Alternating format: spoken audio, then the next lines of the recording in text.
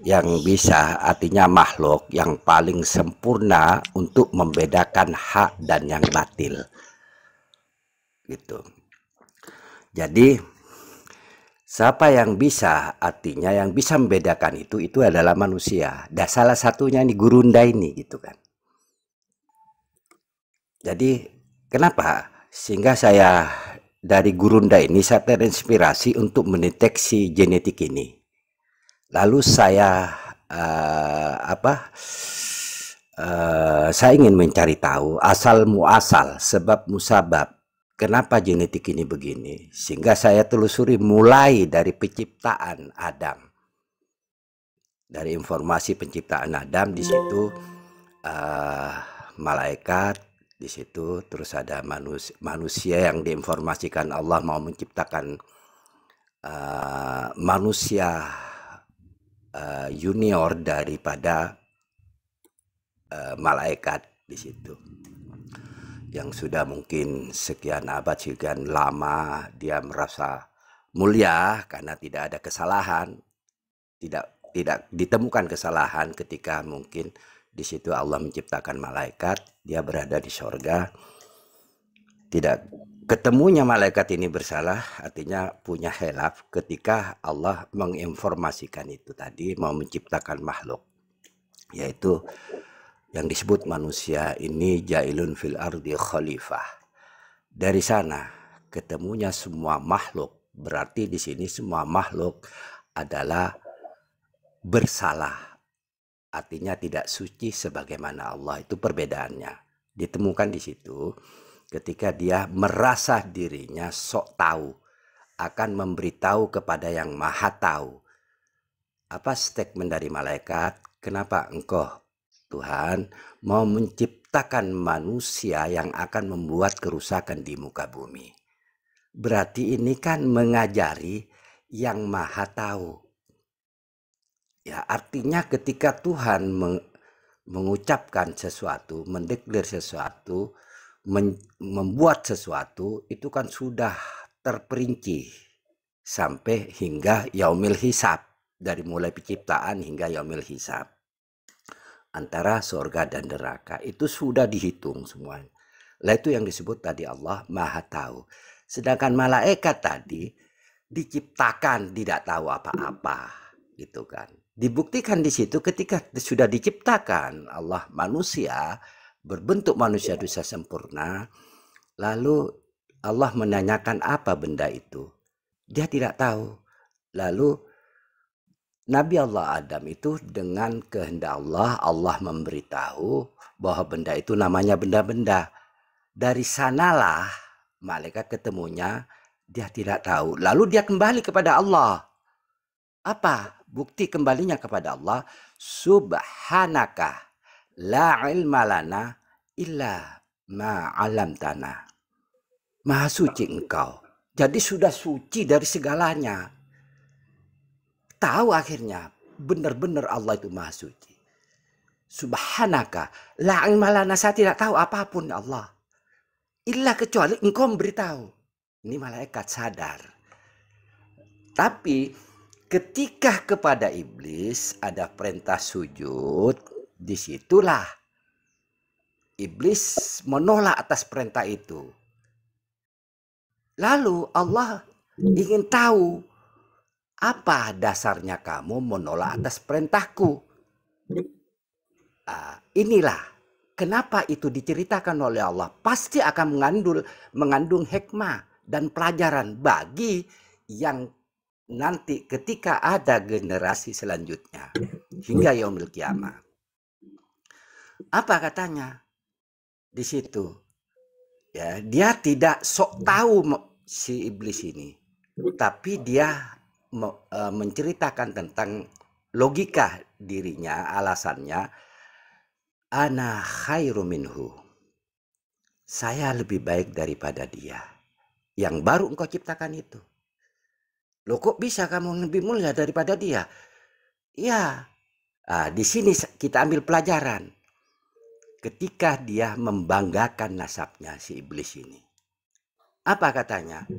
Khalaqtani mintin, khalaqtani minnar. nasab saya diciptakan dari api, ada cahaya, ada banyak manfaat. Nah, terus khalaqtahu min tin, sedangkan dia nasabnya dari tanah, diinjak, sekarang saya injak ini. Terus bagaimana logikanya saya mau mensuruh sujud kepada dia? Nggak dikejar oleh Allah. Ya, artinya sudah tahu bahwa dia tetap akan bersekuku, akan ngeyel. Makanya tidak dikejar oleh Allah. Jawaban daripada iblis itu, dia mempertahankan dirinya, bahwa dirinya, menurut dirinya dia adalah saya lebih baik nasabnya dia daripada nasabku. Nah, di sini pelajaran. Ya, siapapun ternyata terbukti yang merasa dirinya mulia, merasa dirinya pintar, merasa dirinya kaya, merasa semuanya itu tidak terbukti, tidak ada satupun yang membuktikan. Ya, Qarun ngaku kaya di hadapan umat, di hadapan kaum. Tapi ketika azab datang kepadanya, tidak bisa membuktikan kekayaan dia, tidak bisa mempertahankan hartanya dia. Fir'aun ngaku Tuhan. Ketika azab datang kepadanya, tidak terbukti dia sebagai Tuhan. Bahkan muhibbinnya diazab oleh Allah karena membela dia, membela Fir'aun, karena mengakui Fir'aun bahwa sebagai Tuhan. Ya. Jadi Allah tidak mengazab Fir'aun saja. Allah tidak mengazab Fir'aun karena kalau umpamanya di situ kan artinya hanya Fir'aun saja mengaku Tuhan. Kenapa Allah mengazab muhibbinnya? Karena mengakui, membelanya Fir'aun itu. Karena memusuhi Nabi Allah Musa. Jadi tidak berlaku artinya di situ kepada orang yang tadi mengaku saja. Yang membelanya, yang mengaku juga diazab oleh Allah. Sama seperti dia. Terus selanjutnya orang-orang Yahudi, orang-orang Nasrani di situ merasa dirinya adalah orang yang paling suci di antara manusia yang lainnya. Tapi ketika azab datang kepadanya, tidak terbukti dia sebagai orang suci. Maka Allah perintahkan dia mati. Kalau betul-betul kamu suci di antara manusia yang lainnya. Tapi dia tidak menginginkan akan mempertahankan hidupnya, karena atas kesalahan apa yang telah diucapkan oleh congornya dia yang merasa dirinya tadi. Nabi Allah Musa merasa pintar di antara yang lainnya, merasa cerdas, merasa itu. Tapi ketika Allah mempertemukan hambanya, tadi 3 persoalan tidak terjawab. Lalu dia kembali kepada Allah. Ini bukti, artinya setiap yang ngaku-ngaku tidak pernah terbukti dia sebagai pengakuannya. Hanya satu yang terbukti, yaitu ketika Allah menyatakan innani anallah, bahwa saya adalah Allah. Itu. Seperti itu teman-teman. Mohon maaf Gurunda ya, mohon maaf.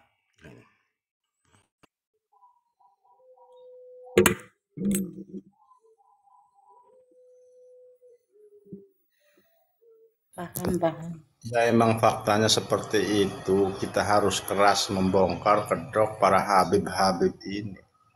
Kalau tidak kita keras bersuara seperti dahulu lagi, memanfaatkan kebaikan para kiai-kiai kita yang sudah bersikap baik terhadap para habib ketika dulu mau dideportasi oleh Bung Karno itu kan.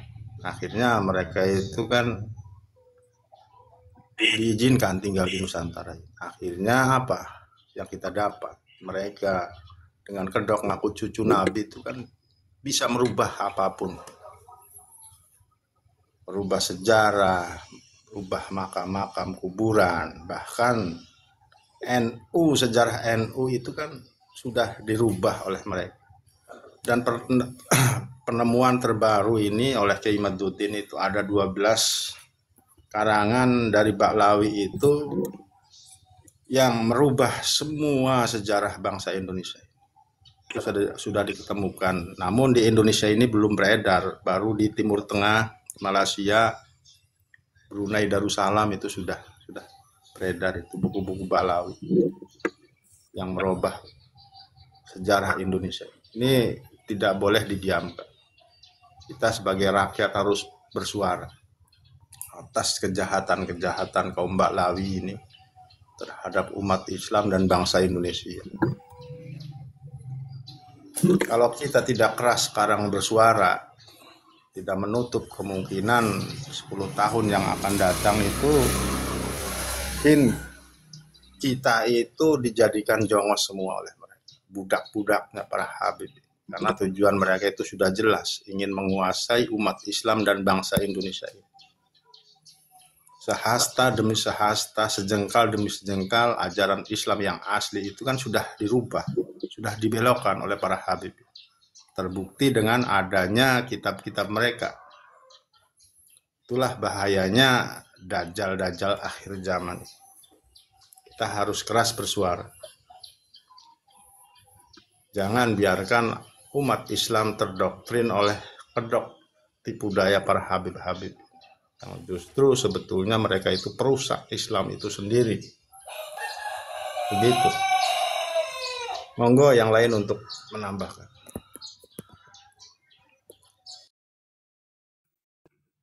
Ya, saya prihatin sama Muhyiddin itu ya. Ternyata diadab juga. Maksud hati kan ingin membela yang benar atas nama pengakuan cucu Nabi. 6 laskar karena ketololannya. Hati sia-sia.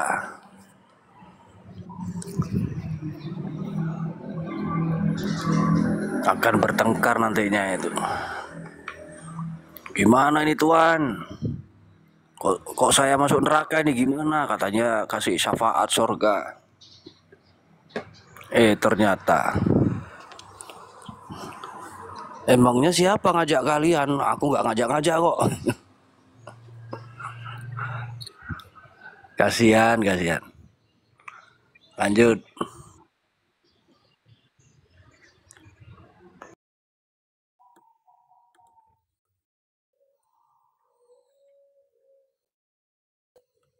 Oke, saya respon tentang kenapa saya berbicara Muhyiddinnya kan bahasa Arab.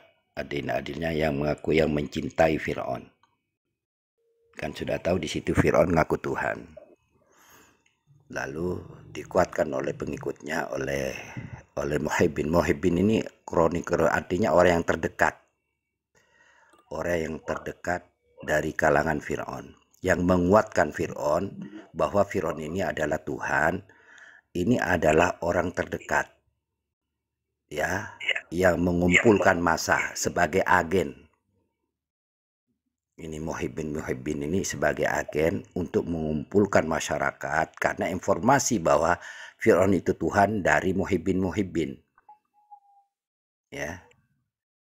Nah, Muhyiddin inilah yang mengumpulkan massa untuk meyakinkan kepada masyarakat bahwa Fir'aun itu adalah Tuhan. Kan yang menguatkan adalah Muhyiddinnya. Gitu. Artinya Muhyiddin ini orang yang mengerti, punya ilmu pengetahuan. Gitu. Jadi bukan yang taklid, gitu kan. Orang yang mengerti, yang mengetahui. Kenapa diketahui? Karena di situ ada ada keuntungan. Gitu. Jadi semakin banyak Muhyiddinnya, ya semakin banyak keuntungannya. Artinya semakin banyak pasukannya di situ Muhyiddin, semakin banyak orang itu semakin banyak keuntungannya di situ. Nilainya itu tergantung kepada pemuja-pemuja. Itu. Dan pemuja ini tidak menggunakan akal dan pikirnya, tapi Muhyiddin ini punya ada akal, tapi akalnya untuk keuntungan, untuk kepuasan nafsunya. Tapi yang taklid ini tidak tahu apa-apa.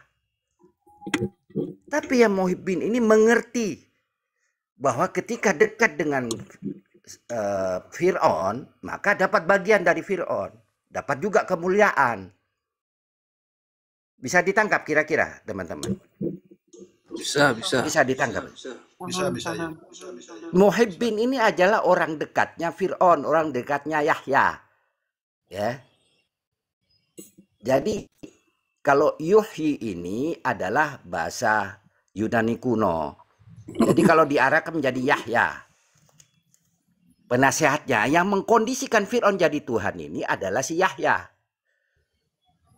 Ya. Waktu Fir'aun pertama dan Fir'aun kedua itu bagus-bagus saja, tidak ada masalah. Gitu. Ketika ada genetik ini, ya, si Yahya ini baru situ ada masalah Mesir. Ketika adanya Ramses ketiga, Fir'aun ketiga. Karena genetik ini, ternyata si Yahya ini adalah haplogrupnya G. Gitu. Maka dikondisikan di situ jadi Tuhan. Fir'aun nggak ngerti apa-apa. Karena nenek moyangnya dia orang bagus-bagus saja gitu. Maka yang mengkondisikan Fir'aun jadi Tuhan ini si Yahya. Ya. Si Yahya ini membawa dari ulama-ulama akhbar dan rahbi itu tadi, tokoh-tokoh masyarakat. Bukan tokoh ya, tokoh-tokoh masyarakat untuk bagaimana dia dapat dipercaya oleh masyarakat. Tentu kan tidak sembarangan. Orang-orang yang punya pengaruh di masyarakat itu diambil, dipanggil sama si Yahya. Kotoh-kotoh Ngumpul kotoh-kotoh masyarakat. Toko-toko itu. Ya, toko-toko inilah yang disebut tadi muhibbin. Nah, si domba-domba itu tadi yang dibawa itu yang disebut tadi taklid, hanya mengikuti saja, tidak berfungsi akal dan pikirannya. Tapi yang toko-toko ini berfungsi pikirannya karena ada keuntungan di situ. Yang ini jadi korban tumbal. Ya, tumbal inilah kalau punya istri diminta dikasihkan, kalau punya harta diminta dikasihkan. Kalau ada masalah ini akan jadi tumbalnya, bukan tokohnya, bukan muhibbinnya.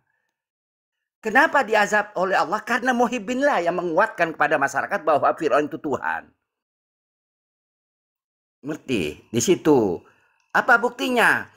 Wa qala yahudu wa nasara nahnu abna'ullah wa hibba'uhu. Ya. Berkata, yaitu Yahudi dan Nasrani, bahwa kedua-duanya berhaplogrup G. Ya, nahnu, bahwa kami ini berdua yaitu anak-anak Allah dan kekasih-kekasih Allah. Oh begitu Nabi Allah Muhammad bertanya begitu. Kul, katakan kepada mereka Muhammad, falima yu'adzibukum, kenapa saya mengazab mereka yang terdahulu yang ngaku-ngaku begitu? Ya. Apa masalahnya? Karena bidzunubikum, karena dosa-dosa mereka. Apa dosanya? Mengaku-ngaku itu tadi. Kenapa dia mengaku? Karena untuk mendapatkan kepercayaan dari masyarakat, untuk mendapatkan kepercayaan dari masyarakat. Kalau tidak ngaku-ngaku, dari mana masyarakat ingin percaya? Satu-satunya jalan pintu masuknya hanya mengaku-ngaku, karena sudah terbukti ini pengakuan ini dari nenek moyang yang terdahulu, dari rasul ke rasul. Kalau tidak ngaku, tidak mungkin bisa itu. Jadi satu-satunya pintu masuk untuk dia diakui oleh masyarakat, dipercaya oleh masyarakat adalah ngaku-ngaku, karena sudah dibuktikan oleh moyangnya yang terdahulu dari rasul ke rasul, itu terbukti. Dan rasul-rasul tidak ketika menyampaikan tidak ada satupun yang taslim kepada rasul, dari rasul ke rasul. Siapa yang menghentikan pengakuan ini? Ya, akhirnya adalah satu-satunya dengan azab Allah. Itu tadi. Dan azab ini tidak akan berubah hingga yaumil qiyamah. Apa buktinya? Wala yahikul makra'u say'u illa bi ahlihi. Ya, fahal yanzuruna illa sunnatal awwalin falan tajidu li sunnatillah tabdila walan tajidu li sunnatillahi tahwila. Ini buktinya. Rencana mereka, makar mereka. Kenapa dia ngaku-ngaku? Oke. Dan rencana yang jahat itu hanya akan menimpa kepada orang yang membuat rencana jahat itu. Sendiri kan gitu. Mereka hanyalah menunggu. Apa yang ditunggu adalah ketentuan kepada orang-orang yang terdahulu. Ketentuan Allah. Sama seperti Allah menentukan dulu yang terdahulu. Dari moyangnya genetik ini. Diazab semua. Gitu kan. Maka kamu tidak akan mendapatkan perubahan bagi Allah. Tidak dirubah dari mulai Nabi Nuh. ya, tentang azab ini yang mereka yang mengaku-ngaku itu tidak berubah bagi Allah dan tidak pula akan menemui penyimpangan bagi ketentuan Allah. Allah tidak akan merubah ketentuan yang sudah ditentukan. La mubaddila li kalimatillah. Sampai yaumil kiamah. Artinya yang ngaku-ngaku ini tidak pernah diabaikan oleh Allah, pasti akan terjadi karena Allah belum mencabut kalimatnya. Sudah ditangkap kira-kira teman-teman? Karena saya bukan dari akademisi gitu kan. Bisa ya. Sudah Lanjut. Bisa. Sudah menangkap kira-kira? Bisa ditangkap. Diulangi lagi. Paham ya. Lanjut. Halo? Lanjut ya. Paham Kiai. Halo? Monggo dilanjut. Halo? Iya. Nanti saya tambahkan terus, lanjut aja. Nggak ada suara? Ada. Ada ya, lanjut.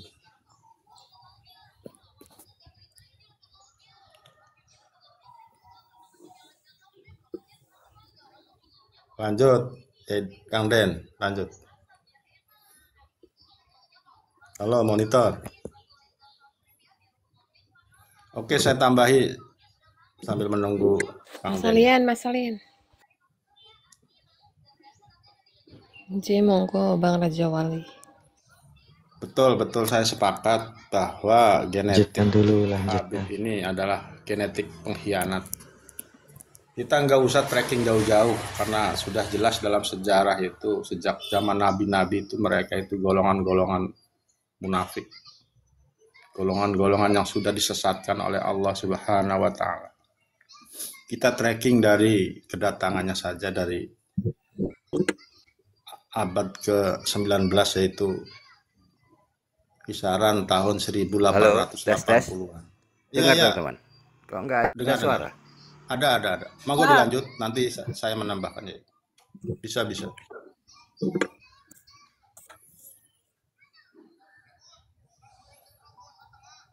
Oke, saya tambahin dulu ya.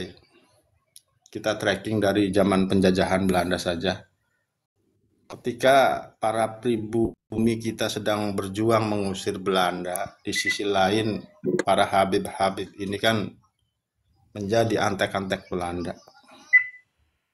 Yang terbaru saja Habib Al-Qadri itu kan ketika bangsa Indonesia sedang semangat berjuang mengusir penjajah Belanda itu, mereka mendapatkan pangkat dari Belanda itu dan dapat medali, termasuk Habib Usman bin Yahya, Habib Ali Kuitang. Tapi oleh para muhibinnya itu kan branding seolah pahlawan, seolah berjasa kepada bangsa Indonesia.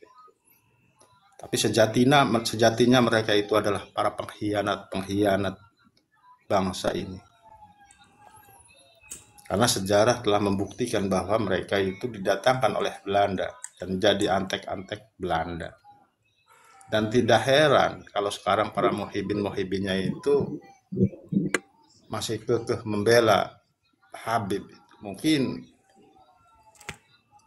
leluhur mereka itu dulunya pengkhianat juga, yang rela mengkhianati bangsanya sendiri demi kepentingan. Nggak ada juganya, Kang, nggak ada juganya. Pengkhianat nggak ada juganya nggak ada. Jadi moyangnya genetik ini memang sudah pengkhianat dari mulai rasul ke rasul. Nggak ada juganya ya, Kang ya. Monggo. Betul. Leluhur mereka itu kaum terlaknat. Namun tidak menyadari dan tidak disadari oleh mereka. Karena sejarah itu bukti fakta yang tidak bisa dibantah. Apalagi mereka para Habib ini sudah masuk ke ranah politik, menyusup kemana-mana. Ini kalau kita diam, tidak keras terhadap mereka, ya hancurlah bangsa ini. Betul. Bahaya luar biasa ini bagi keutuhan bangsa Indonesia dan ajaran Islam itu tersendiri. Karena sehasta demi sehasta, sejengkal demi sejengkal ini ajaran Islam yang asli itu sudah dibelokkan oleh para Habib-Habib. Terbukti dengan adanya kitab-kitab buatan para Habib Ba'lawi. Itu sedikit demi sedikit itu kan sudah dibelokkan ajaran Islam yang contoh seperti kita umat Islam itu kan tanah suci kita itu kan umat Islam itu kan Mekah Madinah, tapi mereka dibelokkan ke Tarim. Haji ke Tarim, tidak usah ke Arab, ke Mekah. Mi'raj itu kan Nabi saja 1 kali dalam seumur hidup. Mereka bisa 70 kali. Dan mukjizat para nabi itu kan ada buktinya. Tapi mereka mengarang begitu rupa karomah-karomah yang melebihi mukjizat. Itu kan jelas itu pembelokan ajaran Islam itu.